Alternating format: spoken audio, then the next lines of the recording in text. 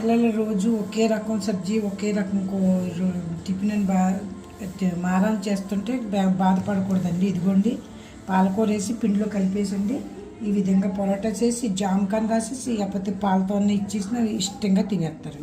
ఈ పొరాటా లోపల ఆలు పెట్టండి, ఏదంటే పెట్టండి, ఏది పెట్టినా పర్లేదండి. ఎందుకంటే ఆకుకూరలు తినరు పిల్లలు సరిగ్గాని, అందుకే ఈ విధంగా కూడా చెయ్యొచ్చని నేను మీకు చూపించడానికి చేస్తున్నానండి. ఇదిగో ఇలా ఇందులో బంగాళదుంపలు పెట్టి చేసినా బాగానే ఉంటుందండి. లేకపోతే ఇది నెయ్యి వేసి కాల్చేసి ఇస్తే పిల్లలకి ఏది ఎందుకు బాగోదండి. బయట కొన్ని స్నాక్స్ మీద ఇది ఎంతో ఆరోగ్యకరమైనది. ఎందుకు పాలకూరతో కానీ మెంతికూరతో కానీ ఏదో దాంతో ఇలా చెయ్యాలండి. జామ్ వేసానండి. మీకు ఇది ఏదో నేను గొప్ప చేస్తున్నానని చూపించలేదండి. ఇందులో ప్రెగ్నెన్సీ లేడీస్ అయినా సరే ఎప్పుడు తినబుద్ధి అయిపోతే ఒక నిమ్మల కూడా వేసుకోవచ్చు కావాలితే అండి.